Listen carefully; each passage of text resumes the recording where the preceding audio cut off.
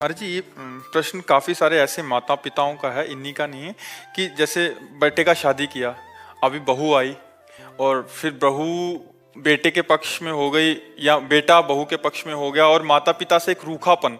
फिर कह रहे हैं कि ऐसी स्थिति में जिसको पाला पोसा बड़ा किया और जब उसकी तरफ से कटुता होती है तो महाराज जी जब बड़ा हृदय वृद्धि। आपकी समस्या नहीं है, बहुत माता पिताओं की समस्या है। क्योंकि बच्चे अध्यात्म से जब तक नहीं जुड़ते तब तक उनको ये समझ में नहीं आता कि मातृ देवो भव पितृ देवो भव, हमारे माता पिता हमारे भगवान हैं, ऐसा भाव नहीं आता। तो स्वार्थ में बुद्धि मलिन हो जाने के कारण अभी तो आप चल पा रहे हैं तो रूखापन है, और जब चल नहीं पाएंगे तो एकदम विरोधी भाव आ जाएगा। जब आप खाट पर शौच करेंगे ना और उनको फेंकनी पड़ेगी ना, तब गालियां खानी पड़ेंगी। कोई विशेष श्रद्धावान अपने ऐसे माता पिता की सेवा कर पाता है। नहीं तो बहू सास को पीट रही है, बेटा माँ पिता को मार रहा है लात डंडों थप्पड़ों से। तो ये जो अध्यात्म विहीन हैं, जिन्होंने शास्त्र स्वाध्याय नहीं किया, जिन्होंने भजन नहीं किया, तो उनके अंदर एक आसुरी बुद्धि पलती रहती है। आसुरी माने राक्षसी बुद्धि, और उस समय आने पर राक्षसी स्वरूप प्रकट। ये आसुरी बुद्धि है जो अपने माता पिता को मारे पीटे कष्ट दे, उनको गालियां दे। दैवी बुद्धि है कि उनके चरण छुए, उनको भगवान की दर्जा दे और उनका पोषण करे। अवस्था जैसे जैसे ढलती जाए तो वैसे दुलार करे जैसे हमारा दुलार माता पिता ने किया। बेटा और बहू भी तो एक दिन बूढ़े होंगे। हाँ, देखो, अगर हम अपने माता पिता को कष्ट देते हैं तो हमारे जो पुत्र होंगे वो हमको उससे 100 गुना बढ़ के कष्ट देंगे, क्योंकि वो ब्याज भी तो मिलेगा। तो इसलिए नए बच्चों को ये ध्यान रखना चाहिए कि वो भी किसी दिन माता पिता बनेंगे और वो किसी दिन वो भी बूढ़े होंगे। तो अपने माता पिता के साथ असभ्य व्यवहार नहीं करना चाहिए, आसुरी व्यवहार नहीं करना चाहिए। यार, जिस कोख से पैदा हुए उसको तुम लात मार रहे हो, उसकी आरती उतारनी चाहिए। माता तो देवी है और पिता भगवान का स्वरूप है, ऐसा भाव। पर ये भाव तभी आएंगे जब सत्संग सुनोगे, अध्यात्म में चलोगे। अगर अध्यात्म की बात नहीं सुनोगे तो राक्षसी भाव ही आएगा कि चलो किसी अनाथालय में छोड़े आते हैं, फुटपाथ में छोड़े आते हैं, ऐसे। तो हमें लगता है आज हमारे नौजवानों को अध्यात्म श्रवण करने की आवश्यकता है। शास्त्र श्रवण करें, संतों की बात सुने, जिससे समझे तो माता पिता कौन है। माता पिता की आराधना से भगवान विट्ठल आज जो महाराष्ट्र में विराजमान है, वो माता पिता की आराधना से ही प्रकट हुए। पुंडरीक नाम के एक भगत अपने माता पिता को भगवान मानकर आराधना करते थे, तो भगवान स्वयं चलकर दर्शन देने आए। जो विट्ठल रूप में है ना, वो स्वयं दर्शन देने आए। माता पिता की आराधना भगवान की आराधना है। पर कलयुगी बच्चे नहीं समझ पा रहे हैं, वो अपने माता पिता को दुख दे रहे हैं, तो उनके बच्चे उनको दुख देंगे। पक्का समझो, ब्याज सहित मिलेगा। यहाँ सब कुछ ब्याज सहित मिलता है। तो गुरुदेव, ये कर्म तो छूटेगा ही नहीं। जैसे बच्चों को उनके किए का कर्म मिल रहा है, फिर उनकी तो यही तो कर्म परंपरा हम आज तक भोग रहे हैं। जब से सृष्टि हुई तब से यही तो भोग रहे हैं। बार बार जन्म, बार बार मरण, बार बार जन्म, बार बार मरण। कहाँ मुक्त हो रहे हैं हम? ये कर्म परंपरा चली आ रही है, वैसे दुष्ट होते चले जा रहे हैं। अब ये अध्यात्म शिक्षा बचपन से दिए होते, गलती इनकी भी है। आधुनिक शिक्षा ही केवल दी, आध्यात्मिक शिक्षा नहीं दी, तो वो क्या जाने। अगर ये शुरू से कहते हैं छुओ पैर, प्रातःकाल उठ करके रोज मम्मी के पैर छुओ, हाथ जोड़ो, बड़े भाई से हाथ जोड़ो, ये सिखाया गया है। जैसे हम लोग छोटे थे ना, कराग्रे वस्ते लक्ष्मी कर मध्य सरस्वती, बोले हाथ छुओ, धरती के पैर छुओ, चलो अम्मा के पैर छुओ, जाके पिताजी के पैर छुओ, बड़े भाई जैसे ऐसे शिक्षा। तो अब वो रोज की दिनचर्या बना दी। उठे ऐसे ऐसे करते हुए अम्मा के पैर छू, बोले खुश रहो। अब जिनके रोज पैर छू रहे हैं तो हमारी सद्भावना बन रही ना, उनका आशीर्वाद बन रहा है। अब कौन बच्चा रोज माता पिता के पैर छूता है? कोई बिरला ही नहीं, बिरला ही होगा हमें लगता है जो रोज सुबह उठकर अपने माता पिता के पैर छुए। वो सत्संगी होगा, बिना सत्संगी के तो माता पिता के पैर। माता पिता को माता पिता मान ले, भगवान न माने, कम से कम माता पिता मान ले, इतनी बड़ी बात है।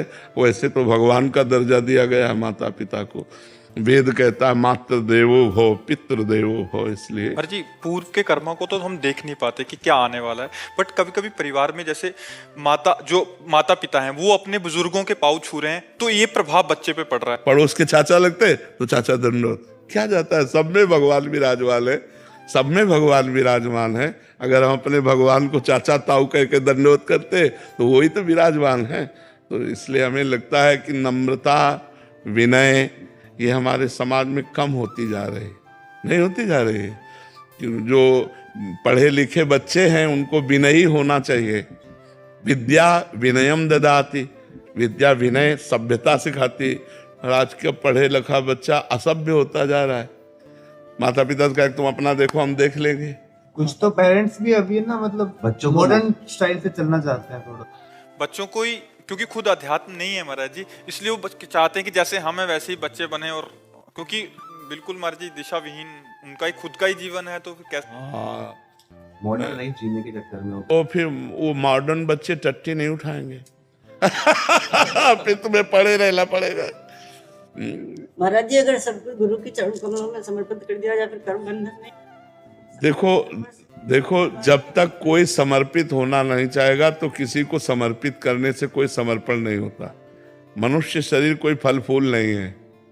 वो समर्पित नहीं होना चाहता तो हमारी ताकत नहीं कि हम उसको बदल दे। आप बदलना चाहो तो हमारी बात मान करके आप अपने को बदल सकते हो। बच्चों को विवेकवान बनाने के लिए उनको सत्संग सुनाओ, उनको आप आचरण सिखाओ, और वो धीरे धीरे चाहें कि हम संत वाणी सुन करके सुधरे तो वो समझ जाएंगे। महाराज जी इसीलिए शायद पहले गुरुकुलों का निर्माण था कि कुछ समय के लिए बच्चे हाँ माता पिता से अलग हो। हाँ हाँ, तो वो बहुत अच्छे परिवार को चलाने वाले बनते थे, क्योंकि गुरुकुलों में सब आध्यात्मिक और आधुनिक दोनों शिक्षाएं दी जाती थी। तो इसलिए वो बहुत विवेकवान होते थे, गृहस्थी को भी चलाते थे और संयम से भी रहते थे। अब आज की पढ़ाई में आधुनिकता तो है लेकिन आध्यात्मिकता नहीं है। तो आध्यात्मिक पढ़ाई ना होने के कारण विनय की बहुत कमी होती जा रही है। नहीं, पढ़े लिखे बच्चे विनय से बहुत दूर होते जा रहे हैं। नहीं, जितना ग्रेजुएट उतना अहंकार है, उतना, जबकि जितना ग्रेजुएट उतना सरल होना चाहिए कि आप बहुत पढ़े लिखे व्यक्ति की पहचान यही सभ्यता सरलता। आप गाड़ी में बैठे बस में जा रहे हैं, कोई बड़ा बूढ़ा खड़ा है, आइए दादाजी आप बैठ जाइए, हम तो खड़े भी रह सकते हैं। अब तो लगा पढ़ा लिखा है, नहीं लगा कि पढ़ा लिखा है, सभ्य आदमी है। तो पढ़ा लिखा का संबंध सभ्यता और विनय से है। और आज सभ्यता और विनय दोनों गायब हो जा रहे हैं। पढ़े लिखे तो बहुत लोग हैं, सभ्यता और विनय जा रहा है। तो हमें लगता है आध्यात्मिक शिक्षा ही सुधार सकती है। गुरुदेव भगवान, हम अपने बच्चे तो नादान हैं, उनको समझ नहीं है, उनके कल्याण के लिए कहीं ना कहीं हम नाम जप करके समर्पित करें तो क्या हाँ हो जाएगा। हाँ बिल्कुल परिवर्तन होगा। और उनको बैठाल करके राधा राधा बुलवाओ 10 मिनट राधा राधा बुलवाओ और नाम जप करके उनको दो तो निश्चित परिवर्तन होगा, निश्चित होगा। महाराज जी बट उनको भी ऐसा लगता है कि हमारे जान पे आ रहा है ये सब कुछ करना, कि मतलब बता भी रहे हैं कि हम कि ये इतना करो तब आप करो, आपको नाम जप करना पड़ेगा, बट वो फिर भी नहीं करना चाह रहे। 1-2 दिन करेंगे फिर हफ्ते बाद फिर फुसला दे, फिर फुसलावे। हफ्ते में अगर 1 दिन भी करने लगे ना तो हमारी बात तो मानने लगे ना। हम 2 दिन करवाएंगे, फिर हफ्ता भर कहने के बाद 3 दिन करवाएंगे। हम धीरे धीरे उनको सतमार्ग में। देखो बच्चों को खिलवाड़ में भजन कराया जाता है। देखो तुम्हारे लिए हम बाल भोग बना रहे हैं, तब तक तुम राधा राधा, अगर राधा राधा बोलना बंद किया तो नहीं मिलेगा। राधा राधा राधा राधा राधा राधा शुरू हो जाएंगे बच्चे हैं, और इसके बाद फिर खेलने लगे राधा राधा राधा राधा राधा, ऐसे मतलब प्यार से दुलार से। आओ हम सब बैठते हैं, देखो भगवान जी की कथा सुना रहे हैं, सुनो चुपचाप बैठो, देखो ये क्या संत कह रहे हैं सुनो। धीरे धीरे धीरे वो अनजाने में उनका सुधार हो रहा है, वो ना जाने तो भी सुधार हो रहा है। जब गर्भस्थ शिशु प्रहलाद को नारद जी ने उपदेश किया तो समझ में आ गई ना।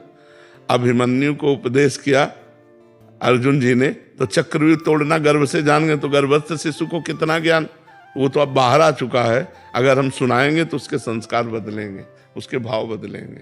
पद्मेश शर्मा जी लखनऊ से। राधे राधे महाराज। राधे राधे महाराज जी। महाराज जी हम भजन कीर्तन सब करते हैं किंतु हमसे जाने अनजाने में बहुत सी गलतियां और पाप हो जाते हैं, तो क्या इस अवस्था में हमारे द्वारा किया गया भजन कीर्तन पुण्य क्या ये सब नष्ट? पहली बात तो समझ लीजिए कि भजन कभी नष्ट नहीं होता। पुण्य बात अलग है, पुण्य नष्ट हो जाता है। जैसे आपने किसी को खवाया पिलाया दान किया, वो पुण्य के अंतर्गत आए, वो तो नष्ट हो जाएगा। लेकिन आपने राम कृष्ण हरि भगवान का नाम जप किया, राधा राधा राधा, ये कभी नष्ट नहीं होता। किए गए गलती और पाप क्या हमारे भजन से नष्ट होते हैं? हाँ, भजन से नष्ट हो जाएंगे, भजन कभी नष्ट नहीं होगा। की हुई गलती से भजन नष्ट नहीं होगा, भजन उनको नष्ट कर देगा। पर बार बार हम गलती क्यों करें? अगर हमें पता चल रहा है कि हमसे गलती हो रही तो हमें सुधार करना चाहिए। मतलब अब हम भजन के बल से गलती बढ़ाते चले जाएं तो फिर नामापराध लागू हो जाता है। मतलब जैसे दवा है और आप उसे नशे के रूप में लेने लगे तो फिर वो अपराध हो जाएगा कि नहीं हो जाएगा?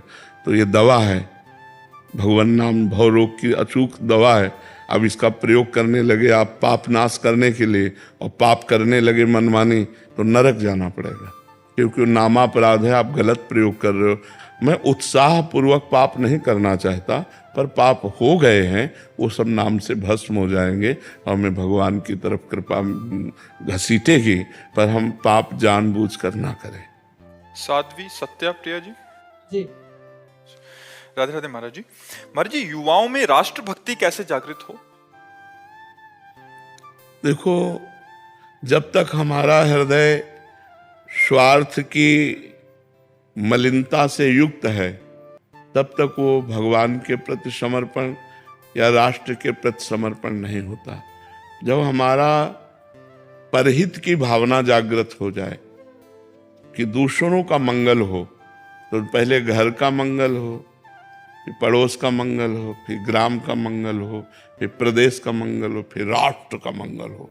राष्ट्र के मंगल के लिए बहुत विशाल हृदय चाहिए, बहुत पवित्र हृदय चाहिए, प्राणों को बलिहार करने का। जैसे हमारे पास आर्मी के जवान आते हैं, वो अपनी समस्या रखते हैं कि जब मैं घर से छुट्टी से चलता हूँ, मेरे परिवार के जनों के आंसू होते हैं और बच्चा अंगुली पकड़ के कहता पापा कब आओगे, तो मुझे विश्वास नहीं कि दोबारा मैं आ पाऊंगा कि नहीं। तो महाराज जी हृदय फटता है। तो हम कहा फिर भी आप वो सेवा कर रहे हैं कि आप रात को जब जगते हैं तो हम चैन से सोते हैं। अगर आप ऐसे बलिदान ना करें तो हम सुरक्षित ना रहें। धन्य है आपका जीवन। और हम एक सन्यासी का और एक सैनिक का जीवन समान कोटि से रखते हैं कि वो भी संसार का त्यागी और वो भी संसार को त्याग कर प्राणों को बलिहार करने के लिए खड़ा हो। तो जब तक हमारे युवाओं में स्वार्थ बुद्धि का त्याग नहीं होगा, स्वार्थ बुद्धि में वासनाएं रहती है और परमार्थ बुद्धि में उपासना रहती है। जब हमारी परहित भावना जागृत हो, और ये परहित भावना बिना अध्यात्म ज्ञान के नहीं जागृत होती, थोड़ा न थोड़ा तो अध्यात्म ज्ञान होना चाहिए। अगर हमारी इंद्रियों की विलासिता, खान पान की विलासिता, व्यसन की वासनाएं ये बढ़ती गई तो युवा सब असमर्थ होते जाएंगे। वासना असमर्थ कर देती, खोखला कर देती है, और उपासना समर्थ करती है।